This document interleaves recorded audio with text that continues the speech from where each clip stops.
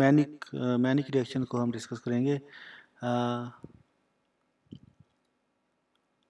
Manic reaction is basically the reaction of carbonyl compounds containing at least one alpha hydrogen with any amines and formaldehyde to give aminomethyl compounds। और we can say कि हमारे पास जो product हासिल होता है इसमें overall amino methylation होती है। This kind of reaction is known as Mannich reaction. और जब हम इस प्रोडक्ट की बात करते हैं तो this product is known as Mannich base. तो बेसिकली जब हम इस रिएक्शन की डिटेल की बात करते हैं तो इसमें हमारे पास रिएक्शन की बेसिक रिक्वायरमेंट ये है कि हमें ऐसे कार्बोनिल कंपाउंड होने चाहिए जिस पे एटलीस्ट वन अल्फ़ा हाइड्रोजन होना चाहिए। This reaction is base catalysed reaction और दिस रिएक्शन में can also be catalysed with N acid. दूसरी जो हमारे पास स्पीशीज यूज़ करते हैं ये हम अमोनिया यूज़ कर सकते हैं या हम डेरिवेटिव ऑफ अमोनिया यूज़ कर सकते हैं। Among derivatives of ammonia we can use primary और सेकेंडरी अमीन्स।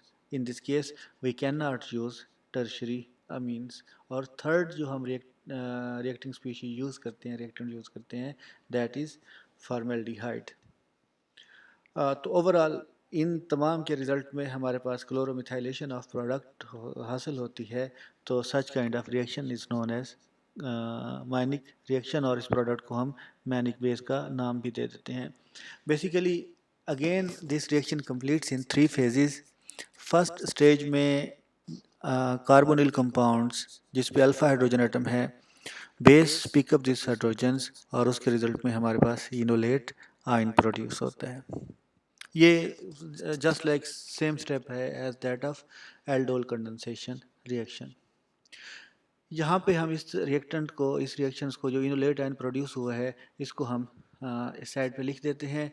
और इसका दूसरा जो रिएक्शन होता है वो इन दो स्पीशीज़ के दरमियान होता है जो हम अमीन अमोनिया या डेरिवेटिव ऑफ अमीन यूज़ कर रहे हैं उनका और फॉर्मेल्डिहाइड का हम आपस में रिएक्शन करवाते हैं।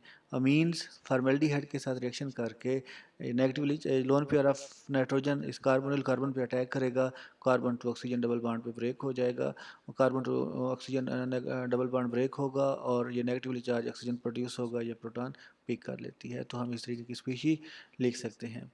अब इस केस में नाइट्रोजन पे पॉजिटिव चार्ज है, नाइट्रोजन पॉजिटिव चार्ज बेयर नहीं करती, यहाँ से प्रोटॉन की रिमूवल हो जाएगी। तो हमारे पास इस तरीके से अमाइनो अल्कोहल प्रोडक्ट प्रोड्यूस होता है।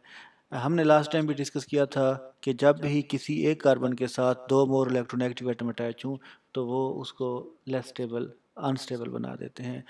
तो सिमिलरली ये वाली स्पीशीज़ जिसमें एक साइड पे ऑक्सीजन अटैच है, दूसरी साइड पे नाइट्रोजन अटैच है, वो दोनों मोर इलेक्ट्रोनेगेटिव एटम है, इस तरह की स्पीशी को हाईली अनस्टेबल बना देते हैं।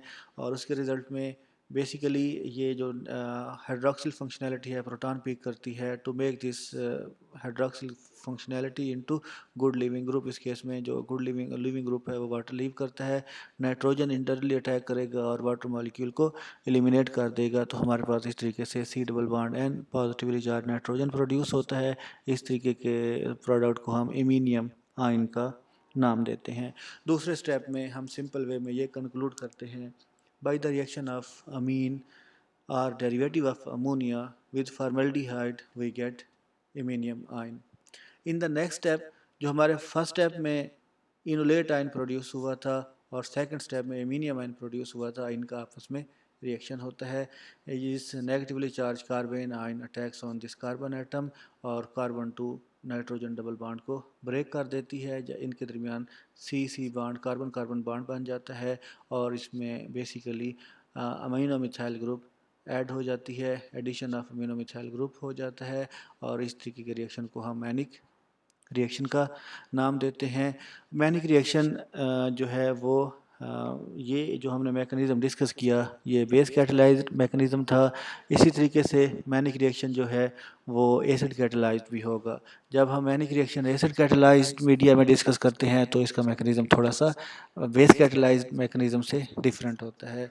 फॉर एग्जांपल ये हमारे पास फॉर्मेल्डिहाइड है, हम अमीनियम आयन को कैसे सिंथेसाइज करते हैं in acidic media. Acidic media में रिएक्शन की जब हम रेट ऑफ रिएक्शन की बात करते हैं तो एसिडिक मीडिया में रेट ऑफ रिएक्शन बहुत फास्ट होता है। इसका एडवांटेज एसिड मीडिया में रिएक्शन करने का ये होता है कि हमेशा एसिडिक मीडिया में रिएक्शन फास्ट होता है। तो अमीनियम आयन की सिंथेसिस को हम इस तरीके से डिस्कस कर सकते हैं कि हमारे पास फॉर्मेल्डिहाइड है, तो फॉर्मेल्डिहाइड के जो ऑक्सीजन एटम है इसके ऊपर 2 लोन पेयर होंगे, ये प्रोटॉन पिक करेगी, उसके रिजल्ट में positively charge oxygen atom produce होगा।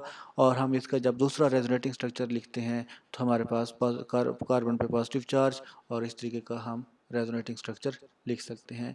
अब जब ये कार्बन पे पॉजिटिव चार्ज आएगा तो नेक्स्ट जो अमीन या डेरिवेटिव ऑफ अमोनिया है वो इस कार्बन पे अटैक करेंगे और उसके रिजल्ट में पॉजिटिवली चार्ज नाइट्रोजन और इस अल्कोहल के साथ अटैच हो जाते हैं। नाइट्रोजन पॉजिटिव चार्ज पेयर नहीं कर सकता, प्रोटॉन की रिमूवल होगी तो हमारे पास अमीनो अल्कोहल प्रोड्यूस होगा। ये अमीनो अल्कोहल बेसिकली एसिड जब हम रिएक्शन को बेस कैटलाइज मैकेनिज्म के थ्रू डिस्कस कर रहे थे वहाँ पे भी प्रोड्यूस हुआ था। इस ऑक्सीजन की प्रोटोनेशन होगी क्योंकि अमीनो मिथाइल जो अमीनो अल्कोहल है वो अनस्टेबल है, क्योंकि एक कार्बन के साथ ऑक्सीजन और nitrogen more electronegative atom attach हैं, इसकी वजह से इसे अनस्टेबल बना देते हैं।